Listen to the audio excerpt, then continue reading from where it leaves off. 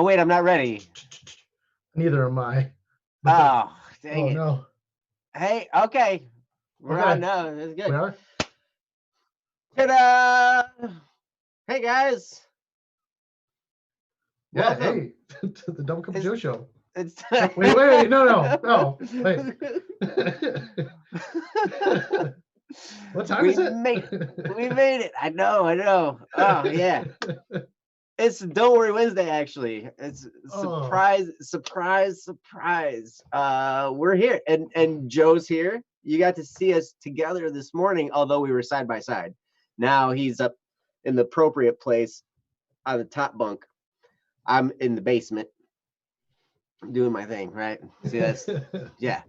So, but yeah, this Don't Worry Wednesday is the show where we handle any topics, issues, challenges, anything you might be facing in your life. We just want to pull up beside you as a friend. We're not professional therapists, counselors, doctors, lawyers, accountants. Oh, wait. I do have a license for that. You can say that. One of us Aha. is a professional accountant. So if you have any tax questions from outer Slobovia, he would be happy to tell you all about them. Retain your questions to U.S. tax law if you so desire. I could answer them. I mean, if you really want to, but it's a little awkward to post your public, private tax info in the chat. But if you so choose, alleged You third person, anonymous, as this thing. how to taxes? Yes, that's a good question. I wonder the same thing.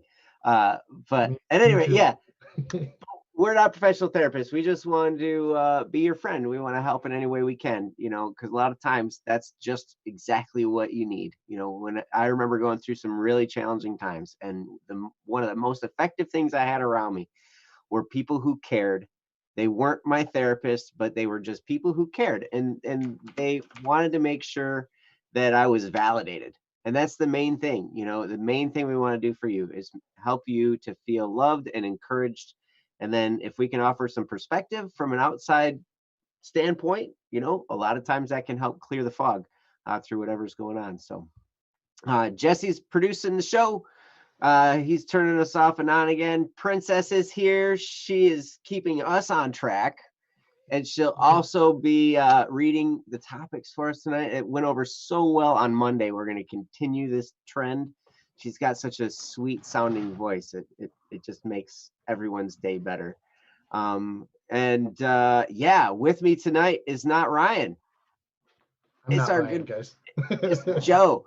We decided doing 5 shows in a week was not enough. We needed to do 6 together.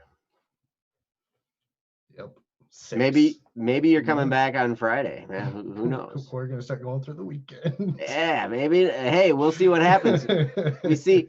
Oh, Static is with us in the chat.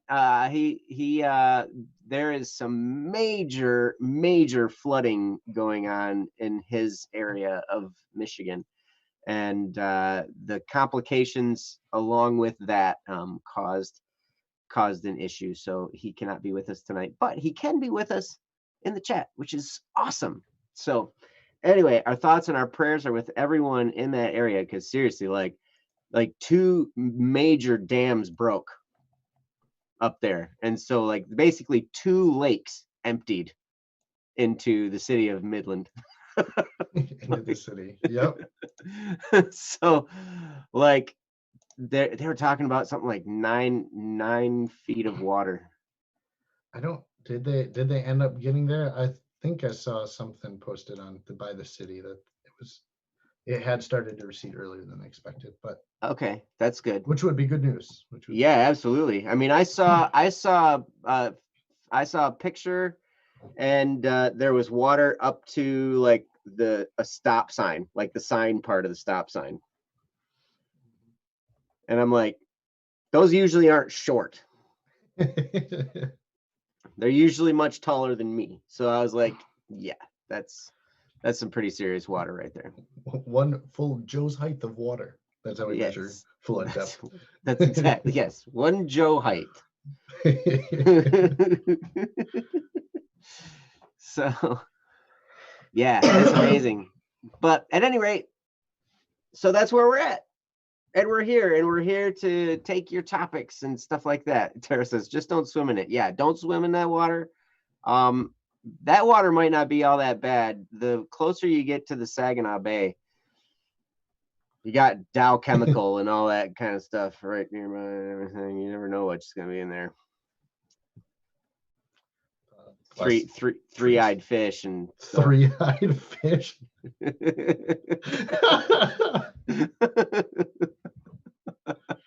Look out. Look out below. So, yes. So, all right, let's get rolling, shall we? What do you think? I think that's great. I'm gonna read off some names. If you hear your name, throw a "What's up, you to Mama Dat" or one of these guys in there. Throw this guy in there. A few of them. If I could do it. Jeez, come on. There we go. Don't knock the three-eyed fish. You might have evolved. Hey, you know what? Maybe, but I only have 2 eyes, so that mutation didn't stick. Evolved from the three. that was an upper level. We came back down. Yes. So, all right. So here's what we got. We got Sumner Kagan, John Doe, Man Left Behind, Eric Bodine, Caffrey, Mark Anthony, Akil, and Jehoshaphat. And 2 of you I have seen in the chat. Hyrule. I didn't see your name up here, but hey, that's okay. You can throw the dab in there. The dab is cool. But so I've seen Akil and I've seen Jehoshaphat. And Akil, are you still with us?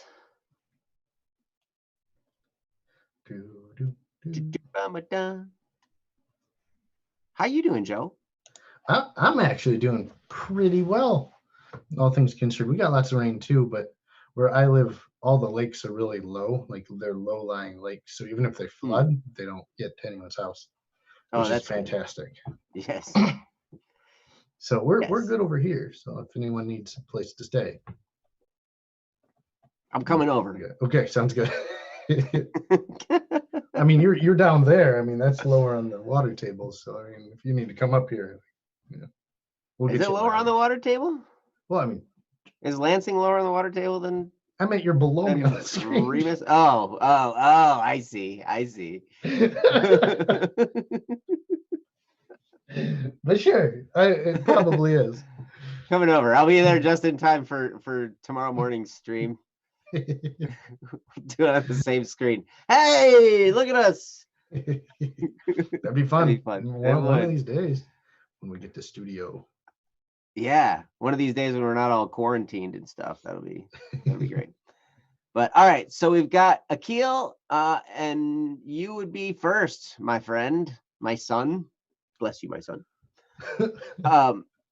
So I will give you the choice. We can do betraying distance or walking away. You have to pick one of them, though. Whoa, he's got more than one? He does. He's got dos. Oh, wow. Dos. Bless you, my child. Si. Dosey dos. Dosey dos. Swing your partner around and round. You can tell we know that song. Oh yeah, bless you, my child came from the D&D. Yes, it is. Bless you, my child. Bless you, my child.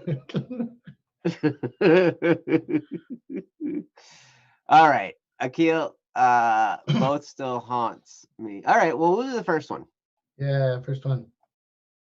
We will do betraying distance. How about that? And that'll be good because that was the one you posted first on May the 15th, 5 days ago. Princess has posted the link for us.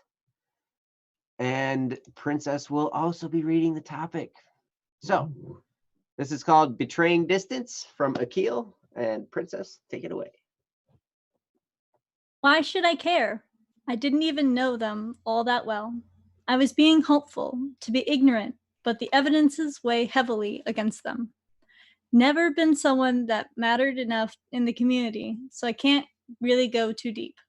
I need answers, but all I keep seeing are more questions. Who should I trust now? It doesn't help that I've been lacking sleep lately. I can't make any deduction yet. Everything seemed plausible. First, there's the case of a childhood hero. He was an actor for a show over 10 years ago. Always been relatively engaging to fans in English and showed great reputation. One day ago, though, I learned about a divorce amid all this chaos. What's so bad about it was the fact that he was caught cheating. A man, a hero of children, engaged in that kind of behavior. I don't know. I just feel betrayed. Why should I care about people who get paid to play roles, anyways? Then there was this cancellation of a certain someone rather important to another person I hold dear. The person always has been showing that they cared about people, very passionate. Was not close to them, but for a dear friend I had, they were in a relationship with them and it was healthy. They were happy to be with them, and I wished it to stay that way, especially with how bridges had been burnt to get to that point. I don't know what to believe, because I do not know enough about them to defend this sudden accusation. All of this still seems fishy, since the person we had to cut off suddenly reemerged when they were being chastised. I am very suspicious that one of the two accusations against them were fabricated, since clout can be manipulated that way, and that was a community that revolves around getting attention in terms of ears. Then the third. There was this distance that was so close yet became so far. I'm sick to admit this. In fact, I already had my stomach content cleared out a few minutes ago. I'm sick to admit I got betrayed so often. A friend of mine that went overseas broke our code. He was involved in predatory crimes. Crime is one thing, but to ruin the future of the next generation is an action taken too far. I am getting really tired of being with people, and being with people is getting exhausting, even online, and I just cannot take a break. Individually, I won't amount to much, but as a cog in the machine of society, I need to do what I can as soon as I can. From Akil.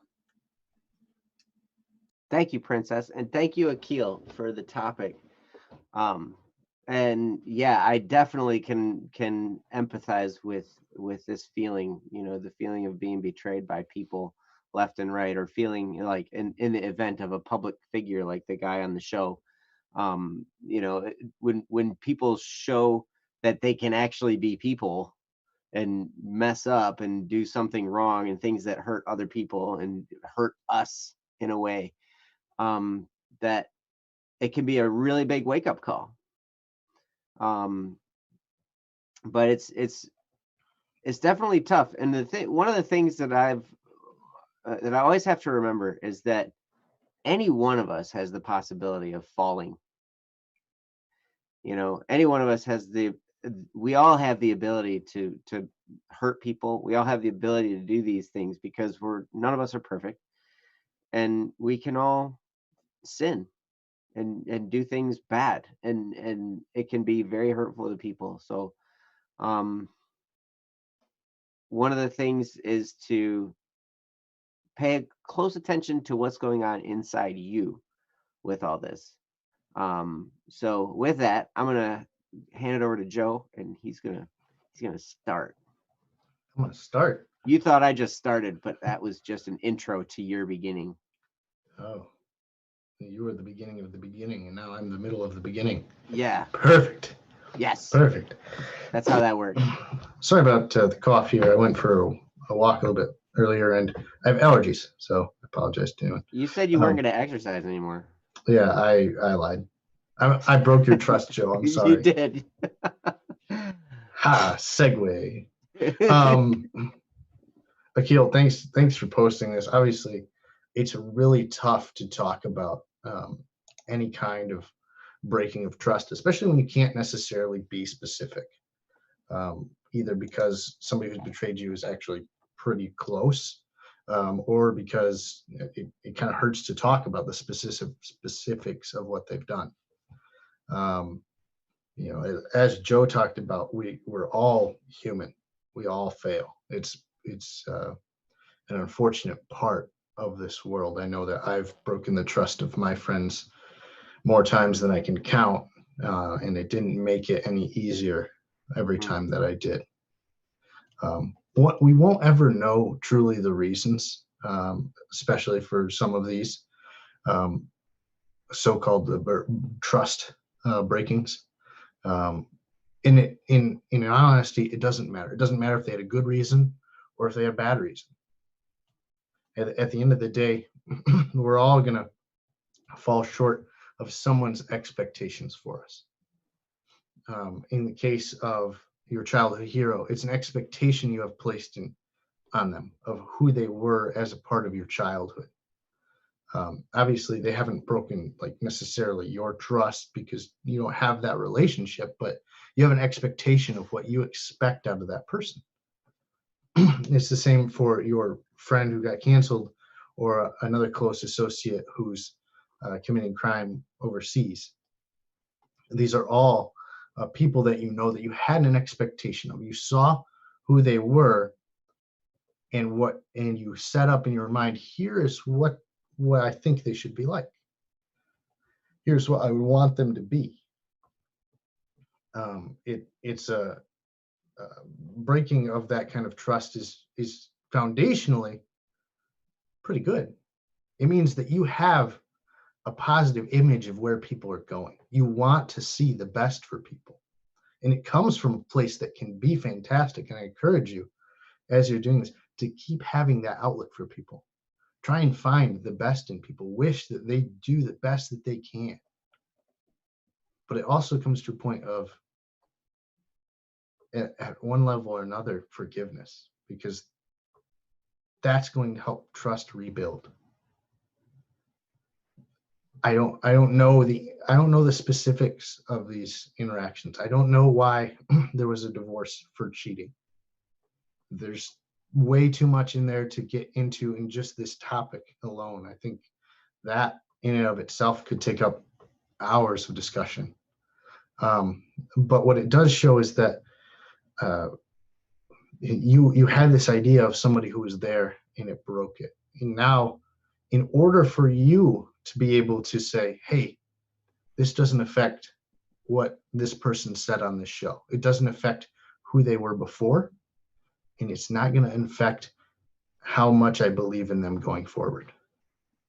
That's the power of forgiveness. Is I'm still going to want the best for this person. I'm still going to say, hey, what you did was wrong. But I want to say, hey, you're forgiven. What can we do best now?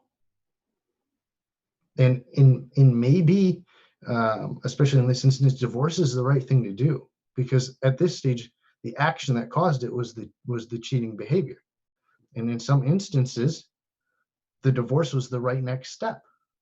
It sounds harsh. It sounds very difficult, but after the trust, after the expectation has been broken, the next steps can be difficult. We unfortunately, it seems like 2020 has gotten off on this look of, we don't have great options, like especially with the pandemic. There aren't great options with what we have. So I guess it's important to say, hey, I see that you've fallen a little short of what I expected, but at the same time, I'm choosing to forgive, and I'm choosing to wish the best for you now, in order that you can both move to a better place. Not only the person who broke your trust, but also you, where you can learn to trust again. I think that comes from a Static P song, but I'm not sure. And with that, I'm going to turn it over to Joe, who can probably decipher what I just said and make it sound much better. I don't know. Everything you just said, I was going to say. So I'm pretty much done now, actually. But no, Joe, what Joe was saying was absolutely spot on. And you know, I mean, a lot of these things, anytime we do something like this, and like I said before, any one of us is capable of causing this level of pain in another person. Every one of us is capable of doing that. Now, we might not even mean to do it. We're just, you know, living our lives and making decisions, and then all of a sudden we find ourselves in a position where we make a decision that hurts a lot of people, right? In the cases of all of these people that you're referencing here, I'm sure it wasn't just, you know, like everything was all great and everything was going wonderfully, and then all of a sudden they're making these choices that are hurting a lot of people. Like, for instance, like the guy who found out he was cheating and, you know, like then is getting a divorce. I'm sure it wasn't just everything's great in his life and in his family, and then all of a sudden cheating. Like, I'm sure there was a progression of steps that led him down a path that eventually bore fruit in him being unfaithful, and then that then in turn led to the divorce and all the chaos that ensues with all that type of stuff, right? So the key thing is for all of us, I mean, we can take a lesson from these instances, because I've always been told, you know, like the best teacher in life is experience, someone else's experience. If possible, because that if you can learn from another person's experiences, then you don't have to go through the pain of seeing what happens, right? Like, we don't have to go, oh, you know, that looks like it really, really stinks and it hurts a lot, and a lot of people got caught up in that. I should try that. That might not be the right thing. I should avoid that, actually, right? So, but at any rate, I like what Ryan was just saying.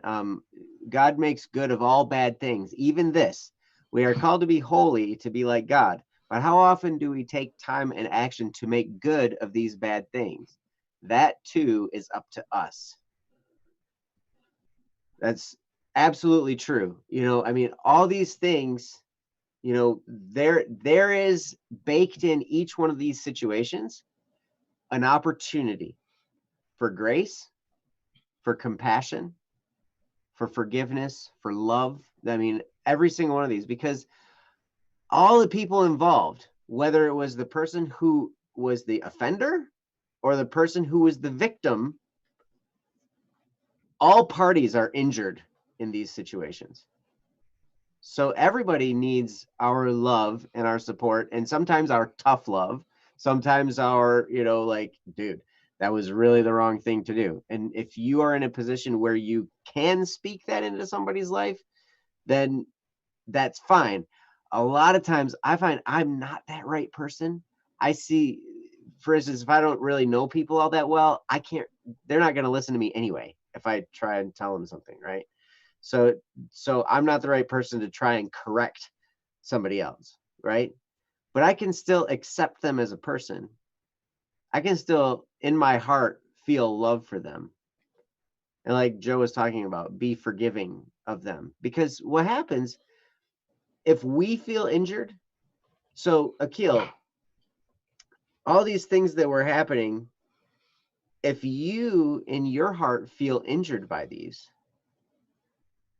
even though you weren't directly the victim in these cases, but you see this happening and it hurts you to watch this happen, and that's a natural response. You know, it shows that you have a compassionate heart, and it shows that, you know, you feel empathy for others, and it's the right thing, right? But because you're sharing in that injury, it's also important to go through the steps like Joe was just talking about and forgive these people for the injury they caused you. Because what can happen if even if we're not directly injured by somebody, we can harbor resentment towards somebody for something they did to somebody else. We totally can do that. And if we do that, if we harbor unforgiveness, what can happen is it can manifest itself in our lives as bad habits. It can cause us to put up those walls. It can cause us to be like, okay, the world, it can cause us to be jaded towards the world. So then we're not living our authentic selves because we're protecting ourselves from being injured like we saw somebody else. If we don't take the time to forgive the injury that we feel as a result, then it can affect us down the road. So it's important for you, after feeling this betrayal, to think about that and think, okay, that was very wrong what happened. And like Joe was saying, you don't just say it's not a big deal. You don't just let it go. You say that was wrong.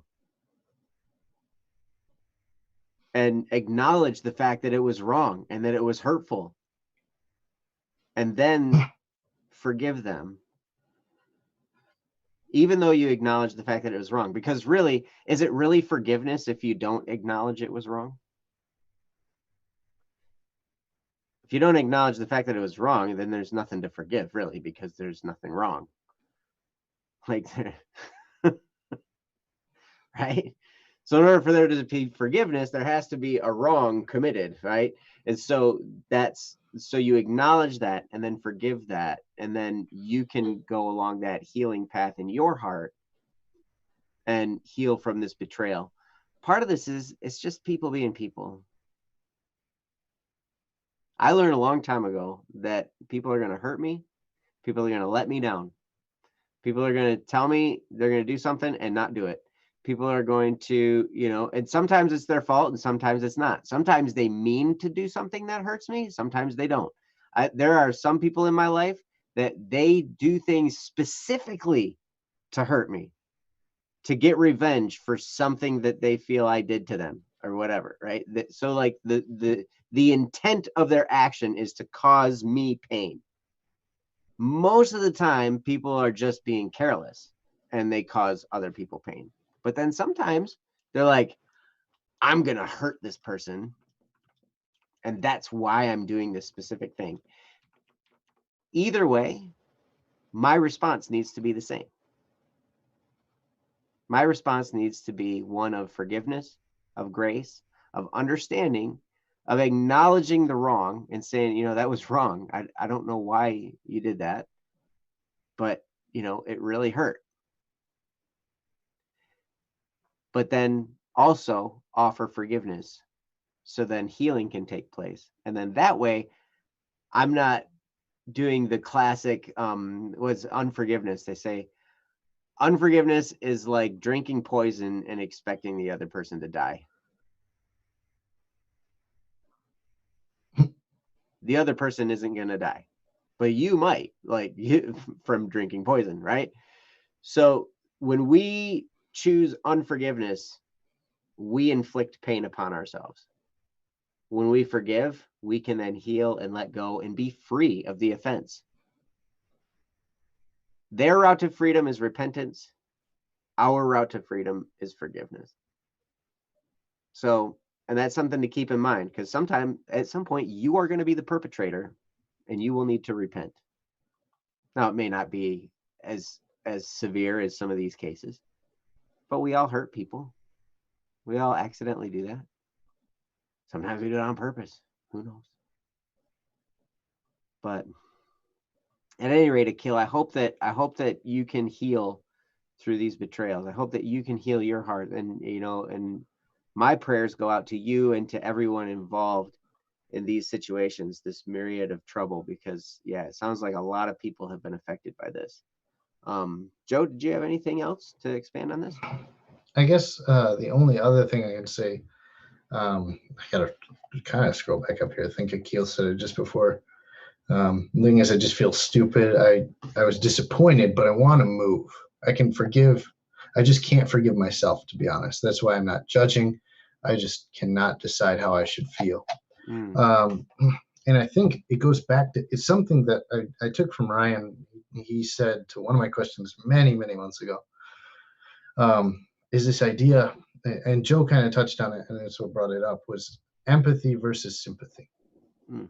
That yes, there is a point of empathy helps you to understand how people are feeling, but sympathy is having the respect for that person without bringing their pain onto you.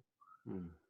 And the importance of doing that in these scenarios, because really, if you try, we could think for hours and forever on trying to, like, oh, what's really going through his head, like how can I feel better about this, when in all honesty, it's not you don't have to feel better about what had happened. You have to respect that, hey, somebody did something wrong, and part of respecting that is to say it, as much as it hurts. Mm-hmm. Sometimes, again, Joe talks about, hey, if you're not in a position to say anything, you don't have to. You probably shouldn't, but you have to acknowledge it for what it is. That's what respecting something is. It's the way that respect can often be used is they tell you respect like an alligator. That means keep your distance. Like, understand that is dangerous. Mm-hmm. That is a dangerous animal. It might not be moving. It might just look a little scary right now, but you have to respect it. You have to understand what it is. And then if you keep your distance or whatever it is, you can live peacefully with the alligator. Like, you don't have to. And that's kind of what we're talking about, is somebody did something wrong. Somebody made an alligator of a situation. And you have to say, that's not good. That's a little scary. And to, respectfully distance yourself from it. Respectfully understand that, hey, this isn't my choice. It's not the choice I would have made. And, if you're in a position to wrangle the alligator or, corral the alligator, and you're trained in alligator corralling, maybe that's what you do. But if you're not trained in alligator corralling, you're probably going to get your arm bitten or something. So, this is just kind of my metaphor for, there are going to be situations that are important, that need sympathy, but also important situations that you have to respect. Give your distance. Let them be who they are. Let people make mistakes. I'm actually going to try and tie in Tara's comments here of part of the reason that adults seem to come off as kind of negative, as jaded, is because they've been hurt before. They know what this feels like. Mm-hmm. And so you have certain adults who will say, I don't want them to feel this pain. How can I prevent it? But at some level, Joe was talking about earlier, the idea of, if you can learn from others' mistakes, that would be great. Like, just learn from others' mistakes, and then you won't have to make any on your own. But there's going to come a point, and adults tend to find this out as they're raising their kids. They're going to have to make some of their own mistakes. Mm-hmm. That's a part of life. And as they do that, it kind of brings some tension, because as an adult, they're kind of supposed to be responsible. So if something bad happens, it's kind of their fault. But if they don't let it happen and something worse happens down the road, it's also their fault. And so it feels like a catch-22. It can feel very negative. And that's why it's important to respect, the positions that you're in. Respect the fact that, hey, if you're an adult, what you do has consequences, not just for yourself, but for others.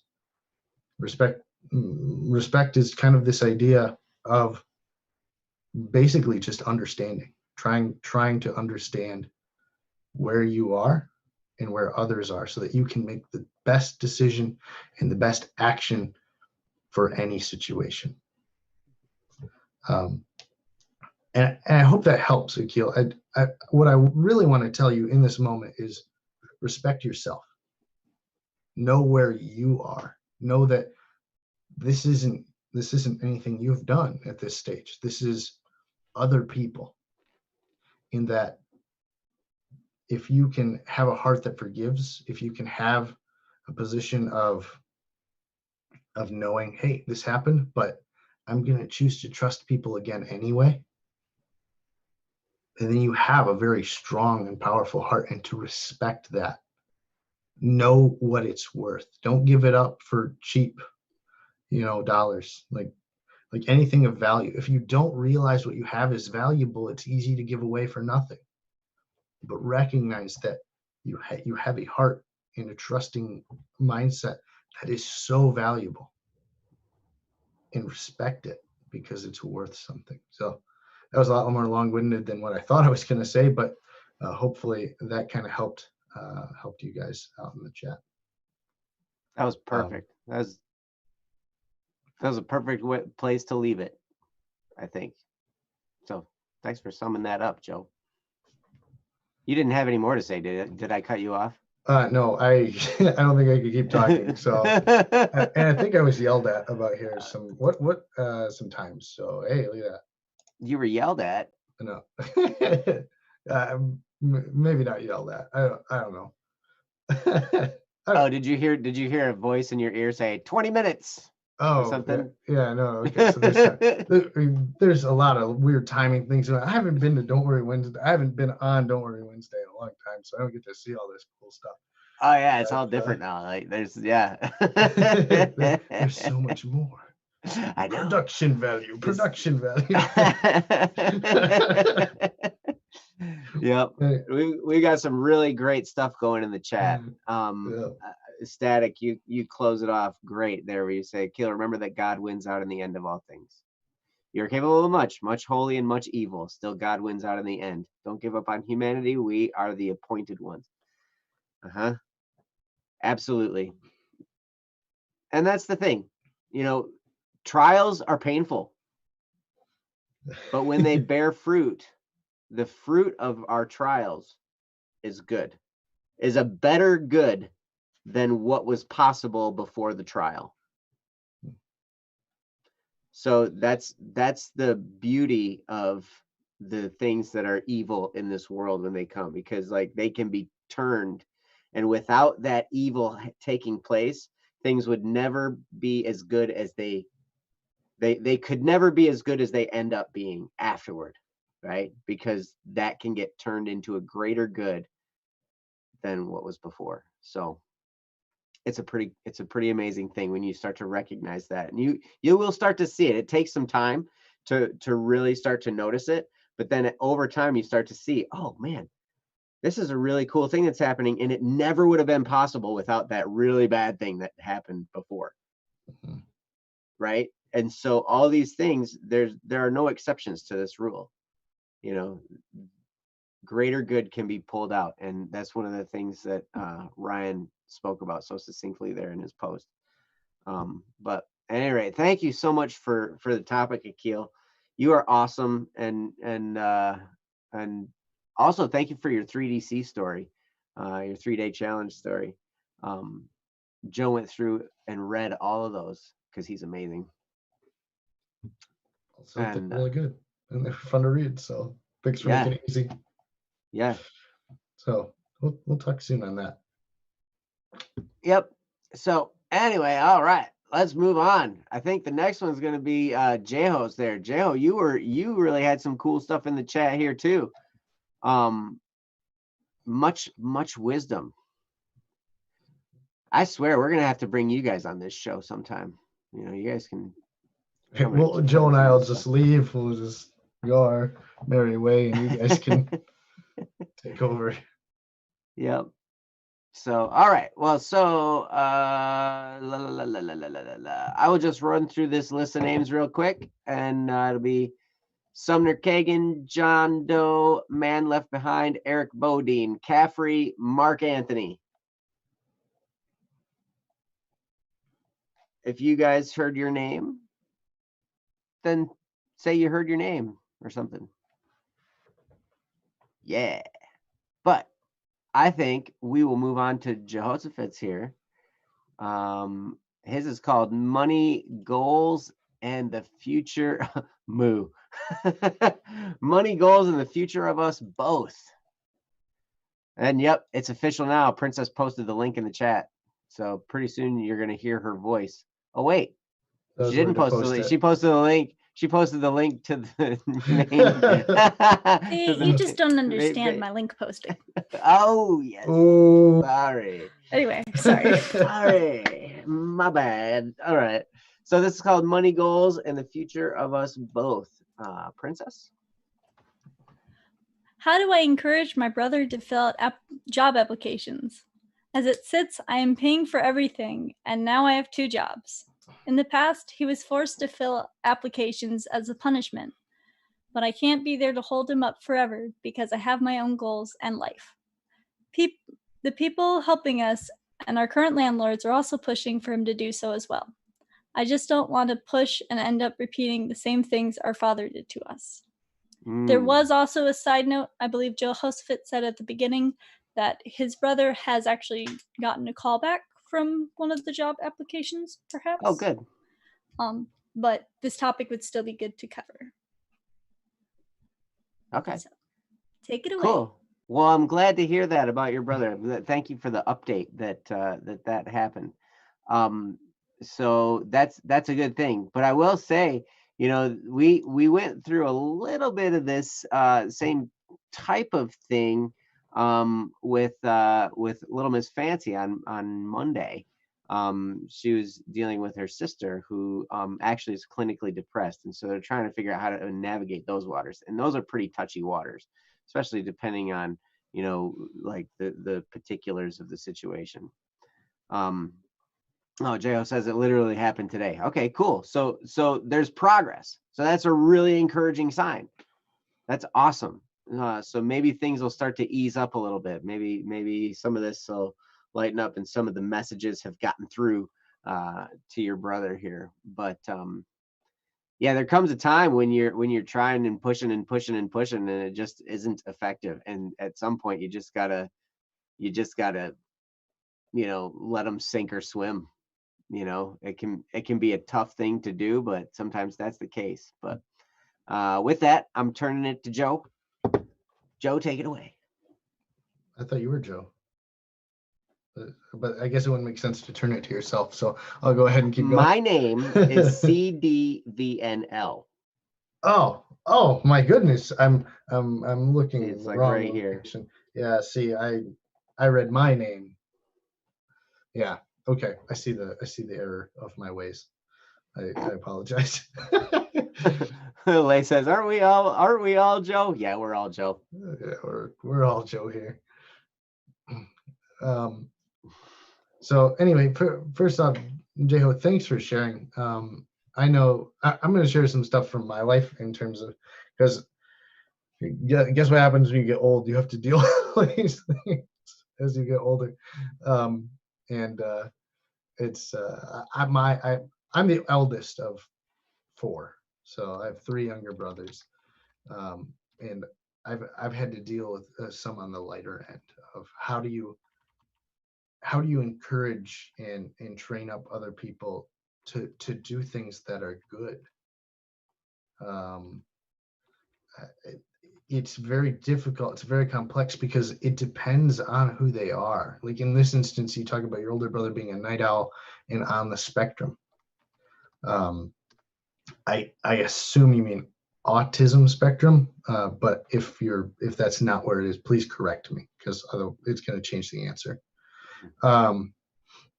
But for me, I'm the eldest, so what my parents taught me very early on is if anyone does anything wrong, it's my fault, because I obviously wasn't teaching them well enough. So it's not only bad if you do something wrong, it's bad if your brothers do something wrong, because it must have been your fault. My parents heard that, they'd kill me. It's they're I'm gonna make sure they tune in. What's your mom's email address? I don't want a doctor like that on the YouTube. But there's a lot that goes into it, and it's an imperfect system. Teaching people things that they need to do, like getting a job and paying for things and being a productive member of society, is something that we all have to come to terms with. We all have to come to terms with the fact that we've been put here for a reason, and we have to fulfill that reason. We have a purpose to get through. If you've been following us on the Double Cup of Joe show, in the morning we talked about purpose a few weeks back, and I encourage you to go check that out. One, because it's a shameless plug that I can throw on the show, and two, because it's really helpful. It really is helpful. So in this instance, you talk about your brother who I guess is staying with you. You must be in the same location, probably living together outside of your parents' house is what it seems. And that can be a tense situation because one, he's your elder brother. He's not your younger brother. So you feel that maybe it could be the other way around. And then the second option you just said in the chat is most of the time you feel like you are the older brother. And yep, sometimes it can feel like that too. And so what I want to encourage you by is saying that there's going to come points in both of your lives where you're both going to feel like the older brother. As an older brother, I've always felt like the older brother, maybe sometimes to a wrong extent. My younger brother has taught me great deals about what it means to live and to love and to serve in ways that I wouldn't have known without him being there. I'm referencing specifically, I told you I have 3 brothers. One of them is 2 years younger than me. It is the one I'm going to predominantly reference throughout this. And the other one is about, he was born in 2000, so 6 years younger than me. I can do math, fast maths. Good And job then with the math. The other one is 12. The other one's 12. So I have a little bit of a gap on the last 2. So it makes it a little bit tougher. So what I wanted to say here is what comes from learning when you get pushed. One of the things you might not know about me talking on this show, and from the fact that I do another morning show with Joe, is prior to my freshman year of college, I wouldn't talk in front of anyone, period. Like, I don't think I could have a normal conversation with Joe on, like, if nobody else was here. The fact that this is a live stream makes it even better. But if it was just me and Joe over a camera, I would be freaking out. Like, that's where I was. And what happened was, as part of my college degree, I had to have internships. I had to have certain parts of certain levels of job experience for working as a golf pro. And one of the things that you can't do in that industry is just not talk to people. You just can't. You will not make it. You will not pass your internship. You will be choosing a new career path very, very quickly. And so I got pushed into this internship. I got pushed into doing this thing that really felt, I don't know if that's the way I want to go. But it really changed who I was for the better. And what I want you to do, Jehoshaphat, as you're dealing with all of your brothers and siblings, is understand 2 things. One, you, like I talked about with Akil's, is respect. Understand your position to them. Understand what position they're in, so that when you do this, you have a method for how that interaction is going to go down. For me, I got pushed out there and then changed because I had the supporting people around me to say, hey, you can keep doing this. Because I swear, if I didn't use up all of my minutes, I don't know, do people have minutes still? If you don't have minutes, don't know what minutes are. Back in the day, you had to pay for how long you could talk on the phone. Yeah. And so I burned most of those minutes to that summer calling my parents and just being like, I just want to be done. Can I quit? They're like, nope, you can't quit. You gotta keep going. There's no quitting. There's no quitting. And at some level, like, this might be that position for you where your brother's going to want to say, I don't want to keep doing this. I don't want to, and to be an encourager on that aspect of, like, hey, you're doing great. Especially on this end of it, like, your brother has achieved a callback. Your brother has been contacted on these job applications. Now, you don't know whether or not he's going to get the job or not. And there's I always call, anytime you have 2 options, it's a 50-50 shot. Either he's going to get the job or he won't. So what that means, there's a 50% chance that he doesn't have it. So you have to be there on the other end, especially if he doesn't get it, to be the encourager to say, hey, but you got close. You got to a better place. And to encourage him, this is a good thing. Like, even when you fail, even when things don't go the way you want it, this is a good thing. Keep going. And maybe that's your position. That's why I talked about understanding who you are and respecting your position, because that might be it. Alternatively, you could be, and I'm going to talk back because I used what we already know, but before that, maybe you needed to be the mama bird that pushed the little bird out of the nest. Unfortunately, without knowing the specifics of who you are, what you're dealing with, I can't give you that kind of determination. You're going to have to come up with that for yourself, and that's going to help you to grow, and that's going to be amazing. But understanding, again, we want sympathy. We don't necessarily want empathy, because if you get to the level where you say, "Oh, I understand why he's not taking job offers," that doesn't help him or you.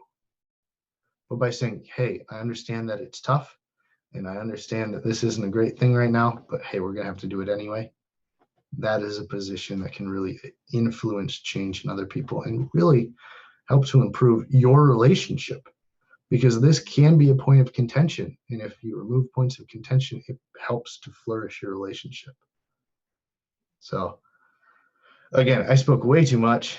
So I'm going to kick it back to Joe, who can decipher what kind of words I just spoke there. And Jeho, I hope that meant something to you. There's no deciphering what you say. That's understandable. It's a You're an confusing accountant. enigma. No, I think it was quite clear. It's funny. Joe talks about being the older brother. I'm the younger brother. So maybe that's why I'm the ball of energy. That makes sense. I am the youngest, so I'm like, hey, let's have some fun. Ryan also is the youngest. Oh, of course, and I know what fun means. Fun means things get broken and I get blamed. So yeah. Actually, what? Static is right. My brother is more of a ball of energy than me. He's like me times 20. It's amazing. Jo says, living apart for so long before 2011 really made a difference in development and ability, and we recognize it. I was the one who pushed for us to move out of that household. Yeah. As such, I will continue to push, even if I'm paying for the Uber rides that he needs to get there. Yeah, that's great that you're there to support. That's great that you're there to help in any way you possibly can. And it's also great that it sounds like he's taking initiative. He's not just sitting there, just doing nothing. He's trying, at least, which is really great. But like Joe said, there's a chance that he might not get the job. He got the call back, which is important, which is a step in the process, but it's still not guaranteed yet. And then even then, after you get a job, it's not guaranteed you're going to keep the job. There are no guarantees ever. What we can guarantee is our own. We can guarantee that we can try, right? Yep. Jo says he tries at least a bit. That's more than some people. There are a lot of people I know that have given up, especially nowadays with what's going on. A lot of people just throw their hands up in the air, give up. They're like, I'm done. I'm not going to try anymore. And there have been moments when I've been like that too, where I'm just like, this is too hard. I quit. I'm done. And then I just stubbornly sit there for a while, and then I get bored, and then I'm like, okay, this is stupid. I need to do something.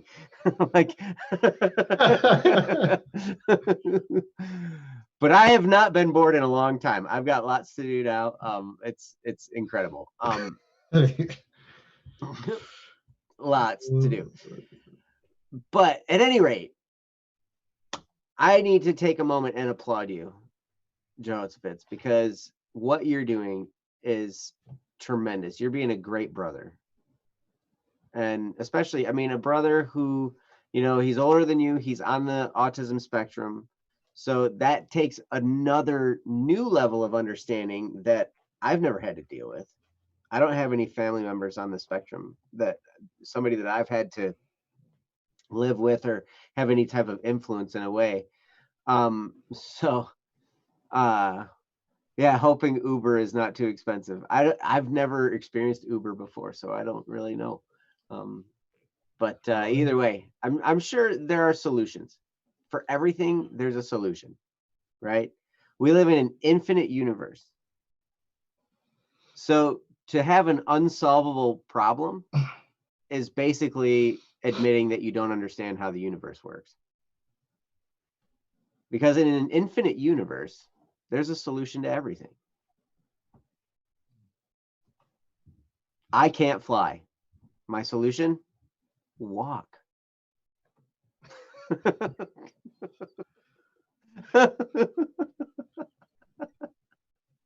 I know that's wrong.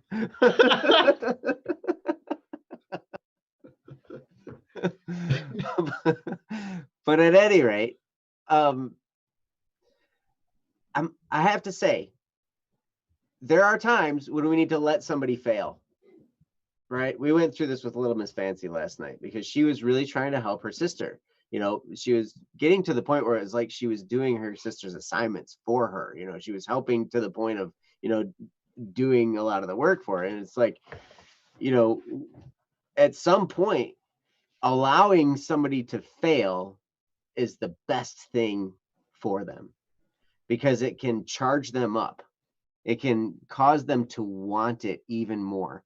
Our martial arts instructor, actually the one that we started with, we now have a different one. The guy who started off being our instructor now runs multiple schools, and he lives in Virginia. So he's gone beyond, and he is the instructor of instructors and all this amazing stuff, right? Like, so he's like, it's amazing to see where he's gone. But one of the things he used to always talk about is he's like, he would say this before every belt test. He would talk about some of his experiences, and he'd be like, listen, this test is a pass or fail test. Some of you are probably going to fail. And you know what? It's going to be the best thing that ever happened to you. And he would relate back to, some of his tests where he's failed. He was talking about multiple tests where he's failed. And he said, what the important thing about failure, it doesn't say anything about you as a person, but it gives you a clear indicator of what you need to do next. And also, the failure treated correctly lights a fire under you that causes you to try really hard next time. And that's why what Joe was talking about was so important. The encouragement, the love, the support, all that thing. Like if he falls flat on his face, you can be there to breathe life back into him, to like blow that flame back into existence. You know what I mean? Because he might feel like he's snuffed out. He might be demoralized or all that stuff. And so it might take you to come in and just be like, hey, it's just a setback. We totally can do this. You got there before. You can totally get there again. Let's just try again. And sometimes you gotta take a step back, you gotta regroup, and then try again. And it's okay. But in this situation, you're doing some great stuff. And I'm really proud of you. I'm really proud of your level of understanding. And I understand that after a while, it just gets impatient. It just, you get to the point where it's like, okay, something's got to happen here because we're running out of money. I'm trying really hard and it's just not quite cutting it. Like you're like, throw me a bone here, please.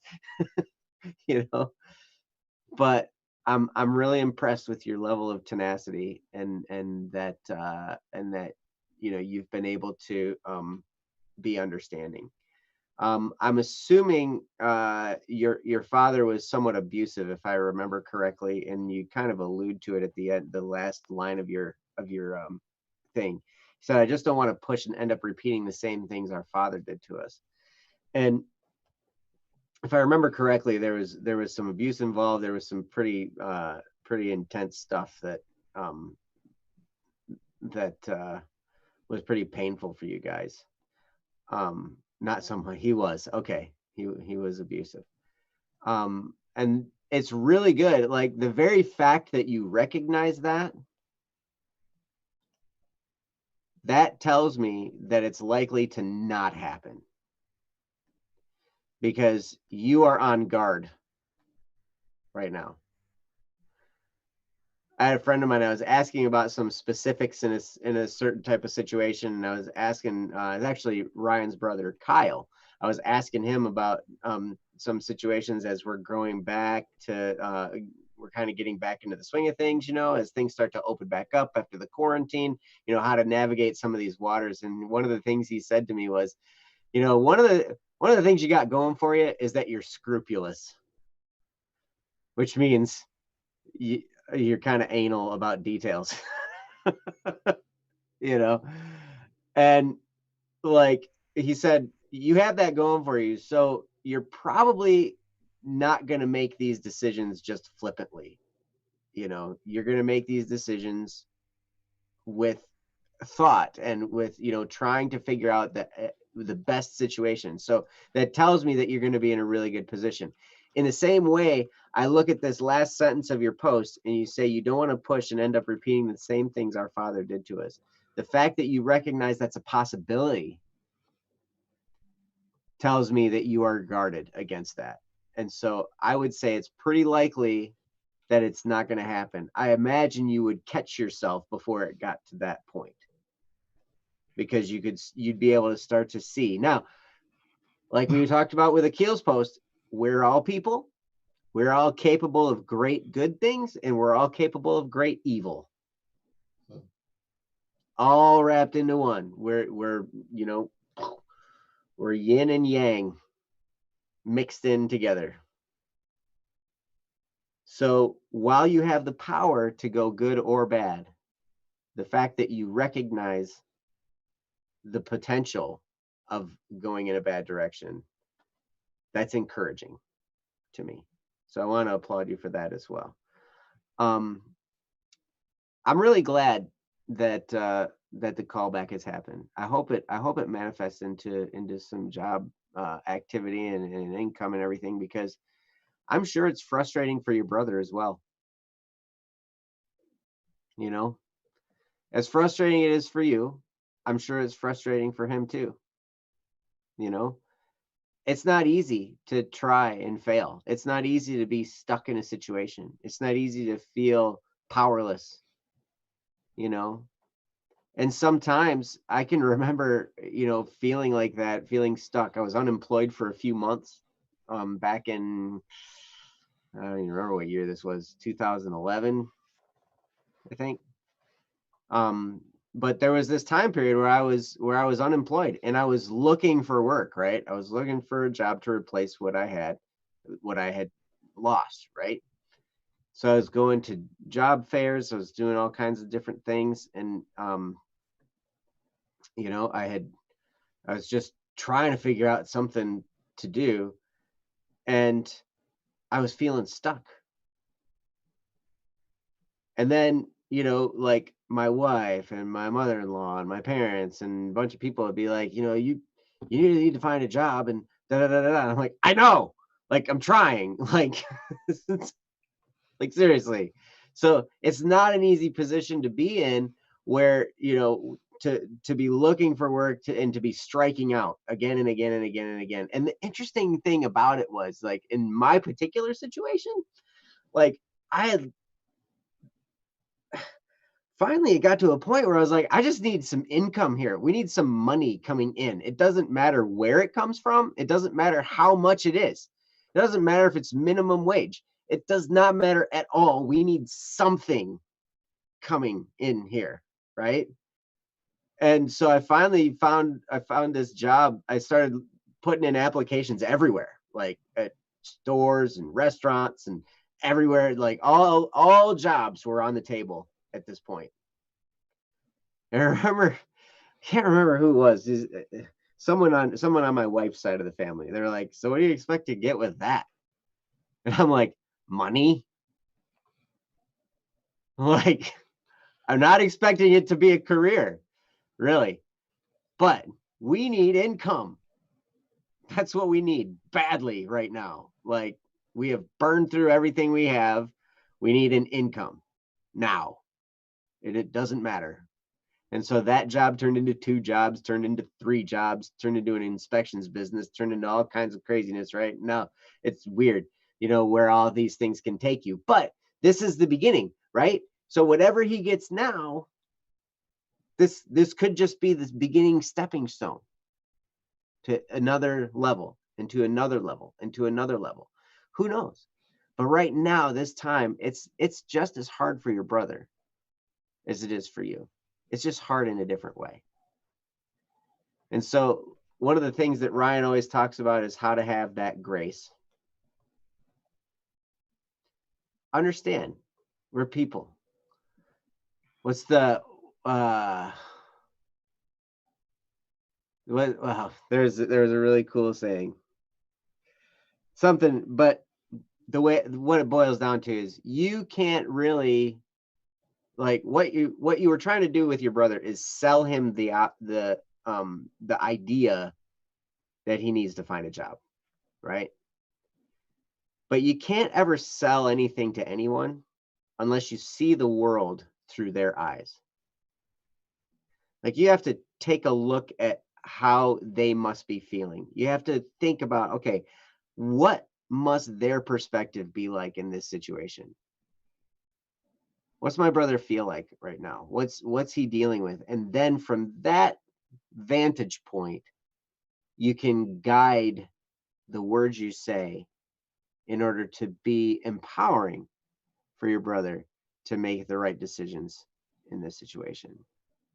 Otherwise, if all I ever do is I think from my perspective, where I stand and like, okay, something needs to happen here because, I'm doing all this and I'm doing all that and blah, blah, blah, blah, blah, right?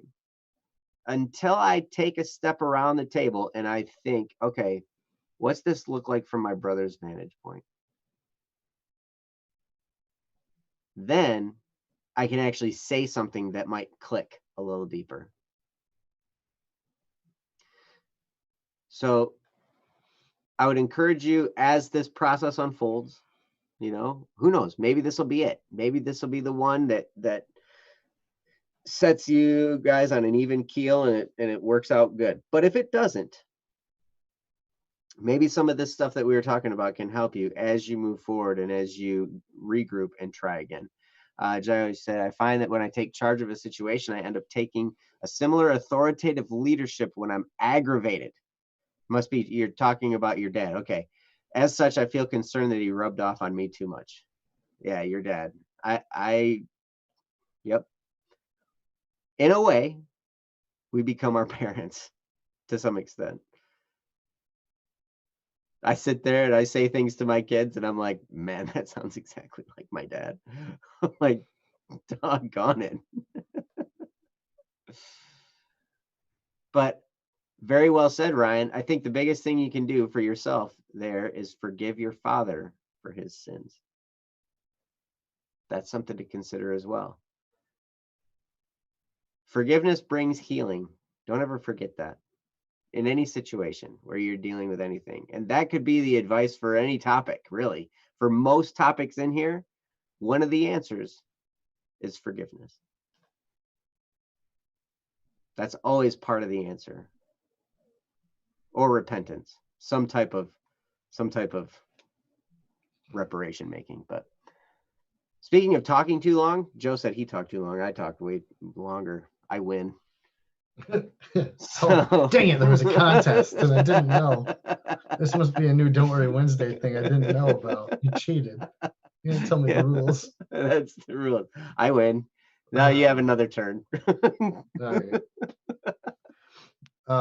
I'll make it rather swift, though. So basically, Joseph, again, Joe said fantastic things. Again, forgiveness. We talk about it a lot because of how important these topics are: repentance and forgiveness. One is you focused, the other is externally focused, either by you or somebody else towards you. Being forgiveness is outwardly focused, repentance is inwardly focused. So anyway, on that last thing, I just want to say is You are going to make the mistake sometimes where if the only leadership you've ever seen from your father is aggravated and you haven't seen other leadership, you don't have a frame of reference. So I encourage you, look to people that you respect as leaders. Look at maybe leadership courses to see what other ways of leading are. And even though you're going to come to some points where your leadership is going to be in the way that you don't want it, until you let yourself lead the first few times, you won't know what that looks like. It's like anything else. You have to practice it to get good at it. Leading other people in a certain direction doesn't just come naturally. Sometimes you're going to make mistakes and screw up, and you'll have to repent of those and ask for forgiveness. In the same way that someday down the line, if your brother moves forward, gets his job, and he'll look back and say, man, working for everything was tough. And I'm so grateful to my brother for the time he gave me to be able to get a job, for how he provided for us during that time. There are going to be these things that happen, but understanding that, hey, you are going to make just as many mistakes, and then still moving forward in the fear of them is going to bring you to a great place. And I'm excited to see where it goes. I'm excited to see where you go. So I hope you come back. I hope you fill us in later on how it goes. Yes, please. I think Princess posted it in the chat. I'm looking at the wrong chat. Posted in the chat that, hey, like here is where you can find Joe, Ryan, Jesse, Princess to talk to. Like, we aren't just here for this time. Like, you see us on the show and it feels like we just answer your question, but there's more. Life is more than just this one question. Your life is more than just this one moment. Mm-hmm.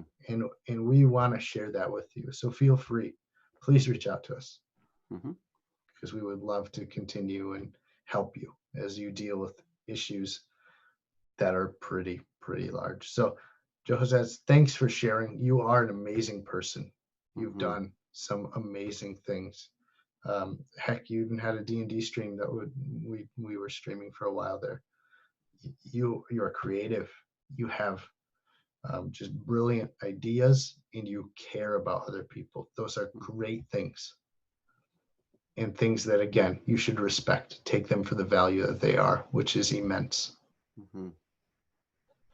And with that, I think that kind of covers your topic. If you have more questions, feel free to post them. But yeah, Princess is right. You can direct message us on Discord. Yep, she gave all of our informations. For reference, I'm the Count. Yes, the Count. I figure you can figure it out by mathematical deduction, but well, static is static, and Princess is Princess, and Joe is Joe. Joe A. I'm Joe A. Joe ACDVNL is Joe ACDVNL. Then that's right. That's biological deduction. Go get some ice cream, J-Ho. Oh, enjoy that ice cream for the both of us. I likes the ice cream. As long as it's chocolate. That's the only kind. Only chocolate. Yeah, that's it. Okay. Go ahead. Ice cream. All right. It's Neo. My name is Neo. All right. I thought he was talking about the ice cream. Oh, it's Neapolitan. But I like your reference. You know, Neapolitan would be fine if it weren't for the strawberry and the vanilla. Strawberry and the vanilla. And chocolate? Yeah, it's those three. Yeah. So if you take out the strawberry and the vanilla, you have perfect, because it's just chocolate still. Oh, you want some Neapolitan ice cream, but hold the vanilla and the strawberry. Yeah, exactly. Yeah. So like, and really it's weird because like Neapolitan, you know, if I want to eat chocolate ice cream, I eat chocolate ice cream. And somebody would be like, oh, well, we don't have any chocolate ice cream, but we do have Neapolitan, and that's got chocolate in it. I can just get you some of the chocolate out of the Neapolitan. And I'm like, No thanks. It's gonna taste like strawberry.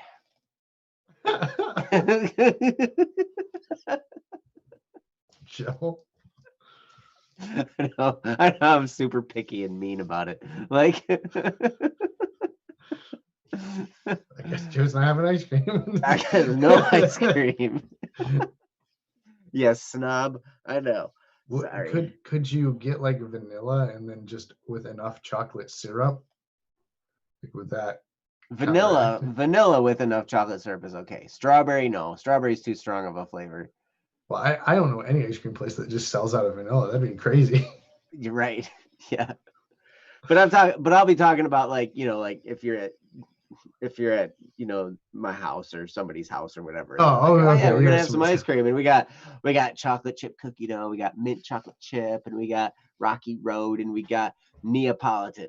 I'd be like, okay, you have any chocolate? Okay, I don't need any ice cream. Isn't Rocky Road just chocolate?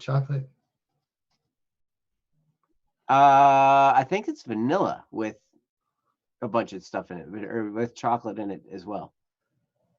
I don't know. I don't know. It's got extra stuff in there. It's got crunchy stuff in there, like, which I suppose is okay. You eat your ice cream how you want to eat ice cream. I'm not here. What do I think about Blue Moon? I think we can send it to the moon. Wow. Joe's just over here being a negative Nancy. I'm gonna have to get Jesse to mute you. Like, no.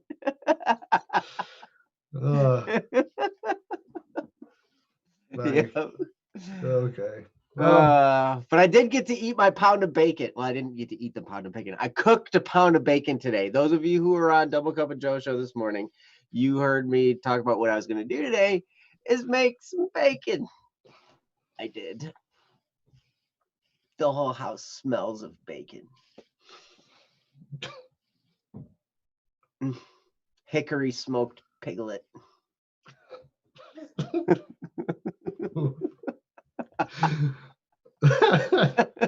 Sorry. That's awful.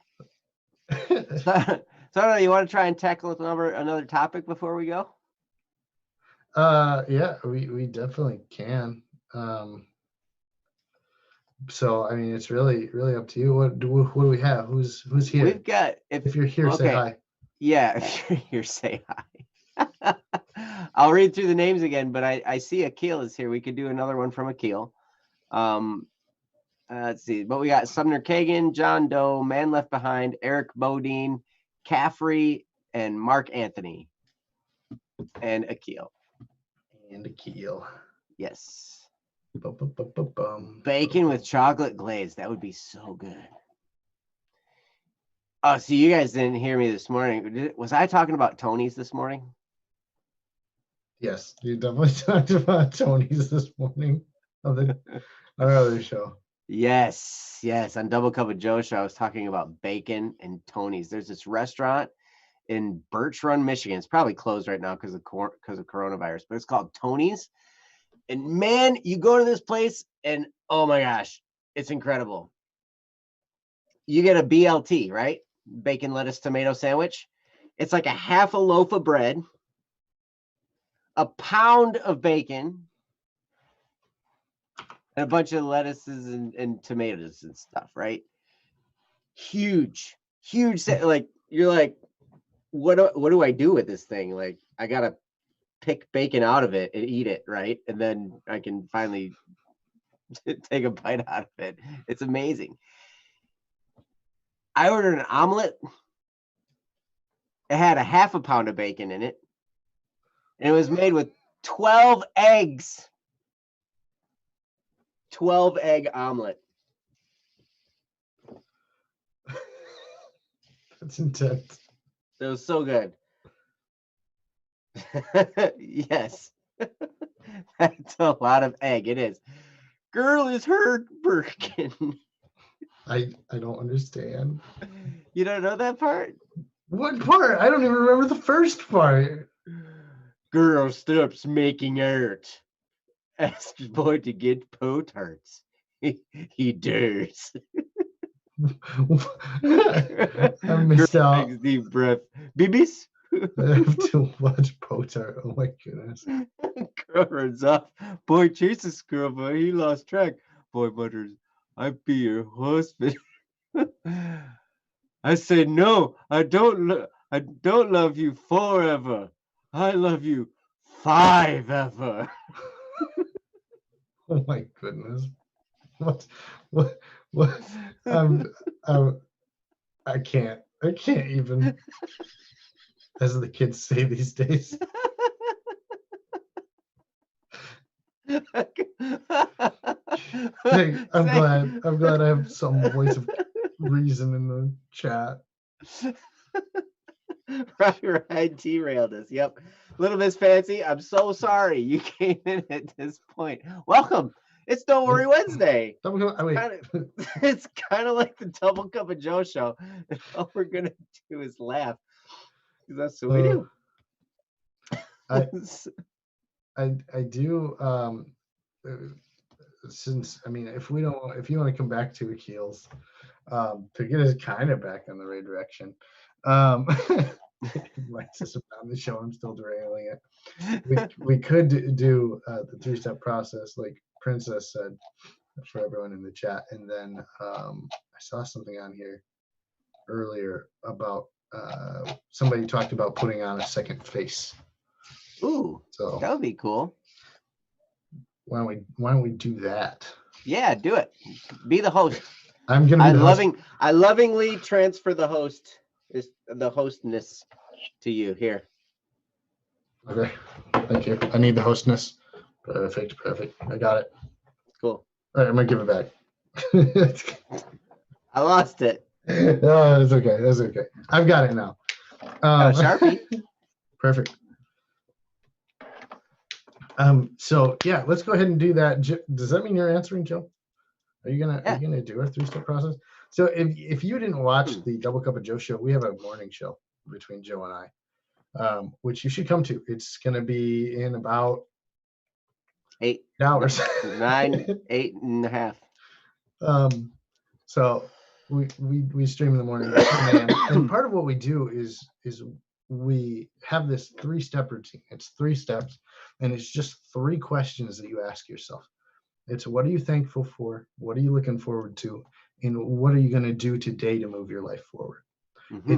The reason we do it on our morning show is because it's a great way to orient your mind for what you're about to do for the day. Yes. This show's a little bit later, so that's usually we don't do it. It's the end of your day. You can technically do it in reverse if you really wanted to. Well, one thing you can do though at the end of your day is take stock of what your day was like. Mm-hmm. You can think of your 3-step process in the morning and you can be like, okay, how did I do today? Right now, the challenge is when you have a day that you didn't go so well, the key is to not get demoralized at the end of that day. Mm-hmm. Because that can definitely happen.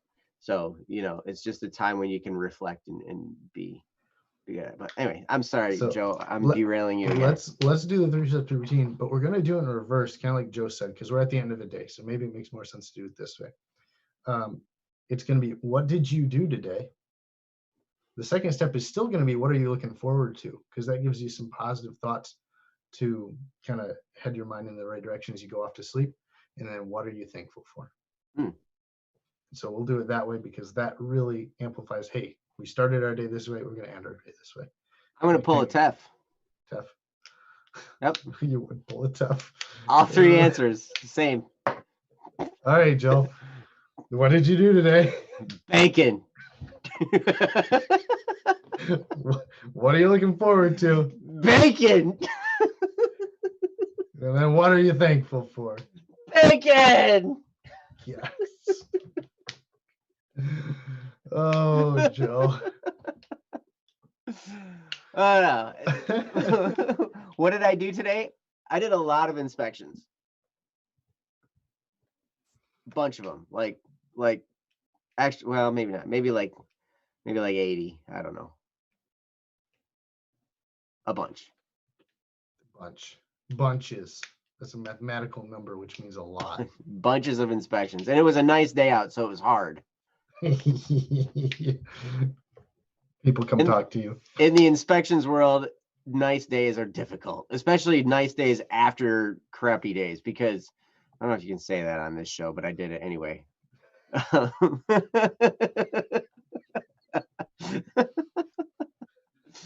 So, because like everybody's out doing stuff, right? Everybody's out and they're mowing their yard or they're, hanging out. And not only that, but it was like the nicest day we've had all year. It was like 70 degrees and sunny and beautiful and everything like that. And I'm like, they're just like going,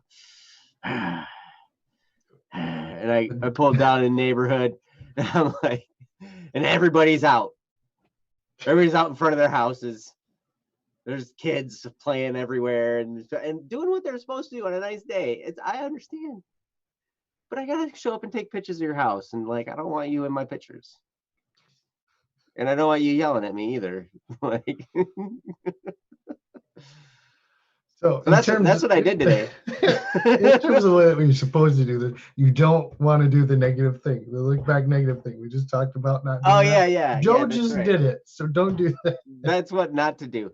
You know what else we did? This is a positive. We had a Black Static and Swerve staff meeting. Ooh. Before this show. And it was really awesome. Like we got a lot accomplished. We got new gear ordered. We found out that the hard copy of the book is on its way. Like not the whole book, but the hard proof, so we can review and make sure the print version looks, good, along with the because all we've looked at is we just looked at the screen version, and that's a little bit different than when it's actually ink on a paper. So they're sending us the hard copy that's actually in China right now on its way to us, and should be here on Friday, which is really exciting because then we can get going on the printing of the book, which means then we only got like 8 weeks.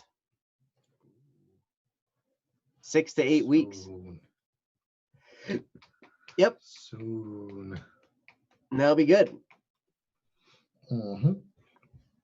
I think 6 to 8 weeks, maybe. I don't know. Whatever. I'll have to relook. Whatever.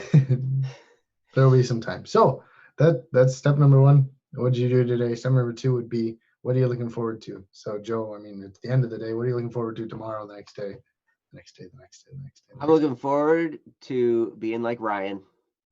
Me too. I'm looking forward to making Black Static and Swerve my full-time profession. Oh. Yes. Where it's the thing I do every day. Like I get up, I do a live stream with Joe, I take a siesta.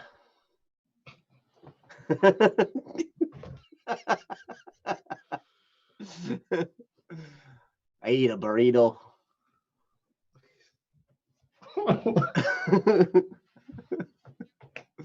And then I work on all this fun stuff, like hanging out with you guys. And, I'd be able to spend way more time in the Discord, learning about you guys, interacting with you guys. It's just like, I look forward to that day so much, because I feel like, the more people we have that their focus is, working here, the faster we can move forward. Mm-hmm. That's just a thought. That's a thought that I have in my head. So I'm looking forward to that day when I don't have to do inspections anymore and I can just work on Black Static and Swerve stuff. Gets me. I'm looking forward to that too. I can't wait until Joe does a lot already, so I can only imagine what he would do with a full week. So, dang. Well, that's step number 2. Crazy. It's gonna get crazy. Mm-hmm. Leaves us with our final step. Step number 3, Joe. What are you thankful for? Right now, I'm thankful for this community. I'm thankful this time that I've got to be in the chat with you guys, the time that I'm reading the love and the wisdom and support that you guys all have. It makes me so honored and humbled to be a part of this community, because we might be here on screen talking, right? But really, this show is about you guys. we take topics from you guys. You know, everything we want to do is just help as much as we can you guys. You know, that's why we do these live, so we can be here with you guys. You know, we tried actually making the Double Cup of Joe show as a show that wasn't live. We were like, okay, we'll record them, and it was fun too. Like me and Joe, we'd get together and we'd be like, okay, we're gonna do 5 shows in 2 hours, man. It's gonna be great. So we'd get together and then it'd be like, okay, we're done with that one, and then we'd like go run, change our shirt. You know, we're wearing a different shirt. So they'd be like, hey, it's Tuesday. And it's actually like Thursday at 8 o'clock at night or whatever, you know. And we're like, hey, good morning. It's Tuesday. Welcome to your Tuesday. And then we do that show. And then quick run, go change your shirt, come back. You know, and this is the funny part. We did all that stuff, changing shirts. Now, I wear the same black shirt. Well, not the same black shirt, but on live streams. On all of our live streams, I wear a black shirt.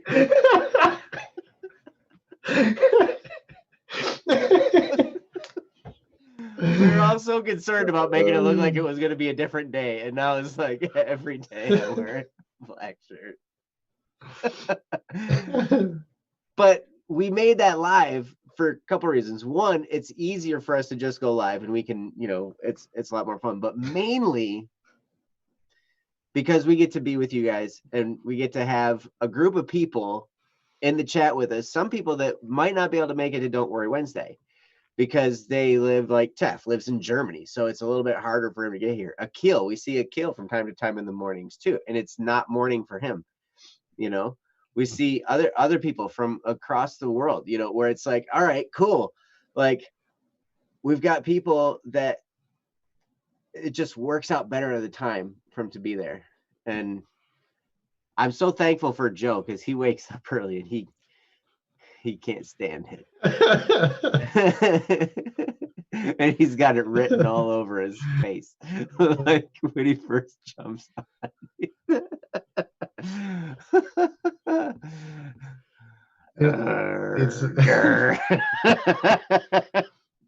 I do yeah. Hey, I can use that to segue into the topic I said we would talk about really quick,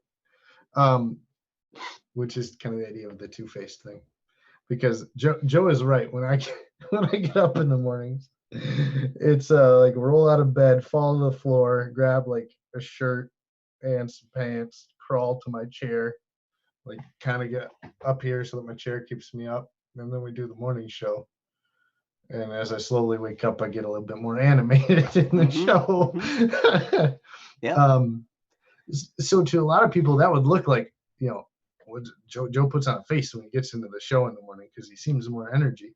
It's like, no, I do really like to get up in the morning. I do like what that brings about in my life. I just, that physical first act is difficult. That, it is a hard. You know, there's a section of the Bible that talks about the idea of like beating your body. You have to discipline your own body in order to do the right things. So the thing about discipline is it doesn't generally feel very good. You know, it's not a fun process, but it's important and it's good, and it really can change the way that you live your life. So what I wanted to specifically talk about was some of the times when we think people are putting on two-faced, is that their emotions are just changed. Like, people change throughout a day. Like, how they feel from 1 hour to the next can change. And maybe because the only times you tune into the show, you only see like Happy Joe because I'm happy to be on the live stream. So if you think that this is all there is to me, like, okay, well, then I can see where you might think I'm being fake, but the reality is you just don't get to see me the other times when I am crying or when I am, you know, I shamelessly cry at a lot of shows. Don't judge me, but it's all right. You know, you start crying on this show, actually. I might. I don't remember. Did I the last time? Somebody had something really rough they were dealing with the one time, and I definitely think I did, but I can't remember. It was a long time ago. because we have Ryan and Joe, who are your hosts here, who have some really awesome wisdom. And I really just want to say thanks for having me for Don't Worry Wednesday. It is a pleasure. It's a pleasure to talk to you all here at night because, I'm used to the morning. So to have this kind of extra energy to be able to say hi, interact with people, help you where you're dealing with things, and hopefully provide some perspective is wonderful. I really, really, truly enjoy it. So thank you for having me. Well, you're welcome. Thanks for coming, man. You helped us out in a pinch, man.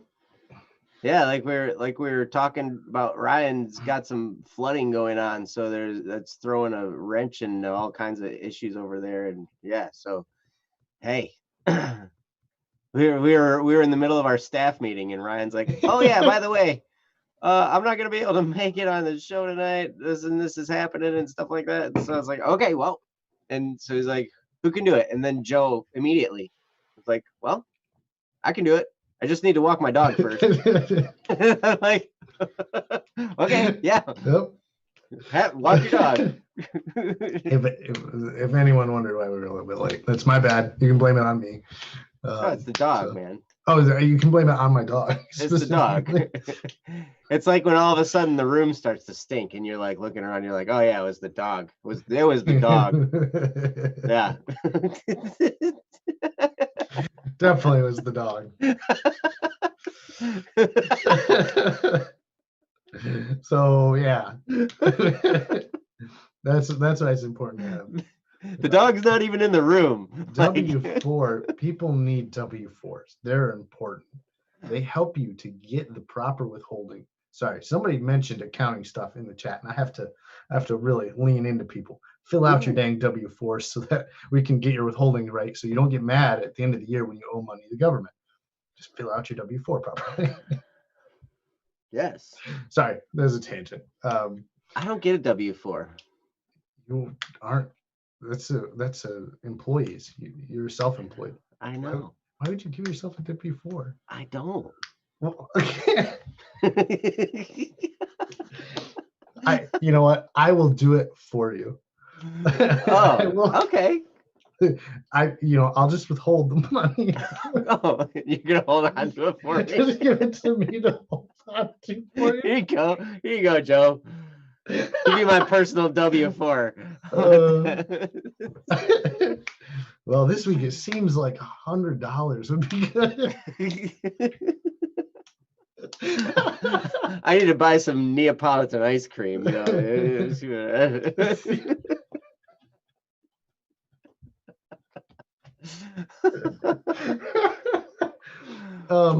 answer to Jeho and Little Miss Fancy's questions on W4. Jeho, the W4 is the American withholding information that you provide to your employer, so that they know how much to withhold from your paycheck, so that you don't owe several $1,000s at the end of the year in taxes.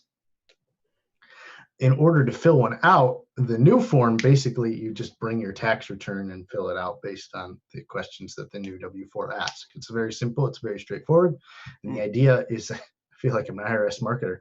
The idea is that you don't owe money at the end of the year, and they don't owe you money at the end of the year, which means, most people are like really excited. They get to the end of the year like, oh, I got a huge tax refund. I'm getting money back. And then all us accountants are sitting there going, that was your money. Like, they just gave you back your money. Yeah. If you filled out your W4 right, you would have that money earlier in the year. So yep. Anyway, but they borrowed it and they didn't pay interest on it. And if you borrow money from them, they're going to charge you interest. They are. They definitely are. Yeah, and fees usually. They got these special things called fees. Fees. There's a Fish song called Fee. Whoa, fee. Anyway, so Princess shared my Discord in the chat. If you actually have questions on accounting stuff, feel free to message me. I am happy to talk about it. Part of the reason that I got into accounting was because I wanted to help people. It wasn't because accounting actually does pay a pretty well salary, but I got into it because I wanted to help people. I knew that finances are a difficult thing for a lot of people. in a It's lot true. of different areas. And so if that's something that I can do to help people, that's what I want to do. You're going to probably find that out about a lot of us here at Black Seconds, where Ryan has talked about it before, where he does music primarily because of how it affects people. It's not about doing the music itself. It's about how it affects people. It's the same way. Accounting's kind of cool. I mean, sure, but I do it primarily because I want to use it to help people. And that's why I'm so excited about this community. That's why I'm so excited about you guys being here, because I see that from a lot of you as well, that you are here because you want to help people. So please keep coming back. We love having you here. We love to continue to talk about this stuff. It's a great place to get that kind of support. So. Yep. And if you so choose, you will be having the opportunities to participate with us on many, many projects in the future. We just wrapped up the 3-day, our first 3-day challenge, where we had 5 contributing stories that we will be taking. I think Joe has picked an order of how we're going to produce these, of what order we're going to put them in, and like how we're going to do them and stuff. So that's pretty cool. And so then we will need to be enlisting other people to help with all the different aspects of taking these stories, turning them into videos. And, so like we've got a lot of things we want to do, and it's going to take more than just us to do it. And so that's another reason I'm so excited to be amongst this wonderful group of people, where there's talented people, there's people that want to help. I mean, all you guys have such wonderful, wonderful hearts, just from seeing what you say in the chat. It's a beautiful thing. And, I'm excited to get to know you guys all better. I'm excited, as the years go by, to see what we can work on together, see what we can create together. It's going to be an amazing thing. And we together can impact the world in a positive way. We can bring light and shine it. And where some people only see darkness, we can shine a light in there for them. And I think it's going to be really, really cool. So thank you guys so much for being here. Thanks for being with us on this episode of Don't Worry Wednesday. We will see you on Friday for Don't Fret Friday. And you can be on this channel here 8 short hours from now. And I emphasize the word short. You will see the 2 of us right here. The screen will look a little different. And I'll be wearing a black shirt. And the Criminal Idol sign behind Joe will be backwards. It will be? Yes. Oh, okay. It's cool. But anyway, come back. Double Cup of Joe show. We're going to be talking about, we've been talking about the plan, do, check, adjust process. And this week we're on the final step, the adjustment process. And tomorrow we're tying it all together. So if you have any idea about, if you're wanting to know what process to go through to achieve whatever goal or dream that you want, this is the process in order to do it. We're going to tie it all together and make it make sense, hopefully, to the best of our ability, that we can do at 7 o'clock in the morning. So come back. It's going to be awesome. We got that peanut gallery over here talking about it. We will shamelessly plug all of our stuff until the end of time. But who's saying that? It's the peanut gallery in our other chat. The other chat. So, yeah. Before Jesse cuts me off really quick, 3DC. If you were at BSS.studio, we have the 3DC. We had a bunch of stories that came up. Check back there, because I'll start to send out the emails too of, we're going to have more. And it doesn't matter what your talents are. We want your help. We want to have you partner with us to make great things, whatever your talents are. So keep an eye out. Things are going to change. We're going to need people in many, many different places. Reach out, be a part of something, even if it's not with us. I encourage you during this time of, quarantine or whatever you're facing, do something awesome with it, because you can. And we're trying to help you do that if you so decide. So that's all I had left. Jesse, you can probably cut us off now, but you gotta wait till I start talking. You know, you gotta wait till I'm in the middle of a sentence, and then you can cut it off and stuff. But at any rate, guys, thanks for being here. Before Jesse cuts me off, I want to say thanks, everybody in the chat. Thanks, Jesse. Thanks, Princess. Thanks, Senna. Thank you, especially Joe, for coming on such short notice. And thank you, all of you in the chat, for participating. Also, all you lurkers, feel free to jump in the chat whenever you want. We'd love to have you, and we love to have you as lurkers too. So that's totally cool. But thanks, guys, for being here. We'll see you next time. Bye-bye.